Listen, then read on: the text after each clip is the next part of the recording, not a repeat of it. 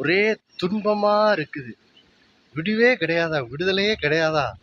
பாருங்கள் தேவ பிள்ளைகளே, இந்த உலகம் பாவத்துக்குள்ளே இருக்கிறபடினால், இந்த உலக வாழ்விலே வாழும்போது நாம் நீதிமான்கள், கர்த்தருடைய பிள்ளைகளா இருந்தாலும் சில வேளைகளில் சில துன்பங்கள் வருகிறது. சில நேரம் அநேக துன்பங்களே வருது. ஆனா நல்ல செய்தி என்னவென்றால், கர்த்தர் அவைகள் எல்லாவற்றிலும் நின்று உங்களை விடுவிப்பார். எல்லா துன்பங்களிலிருந்தும் உங்களை விடுவிப்பார். நீங்கள் நினைக்க வேண்டியதில்லை, ஓ ஒருவேளை இந்த துன்பத்திலிருந்து என்னை விடுவிக்கிறது கர்த்தருடைய சித்தமா இல்லையா என்று சொல்லி நீங்கள் சந்தேகப்படலாம். கர்த்தர் சொல்றாரு, உங்களுடைய எல்லா துன்பங்களிலும் இருந்து நீங்கள் விடுதலை பெறுவது தேவனுடைய சித்தமா இருக்கிறது. அந்த வாக்குத்தத்தத்தை உங்கள் வாழ்விலும் நிறைவேற்றுவார். கர்த்தருடைய நாமத்துக்கே மகிமை உண்டாவதாக.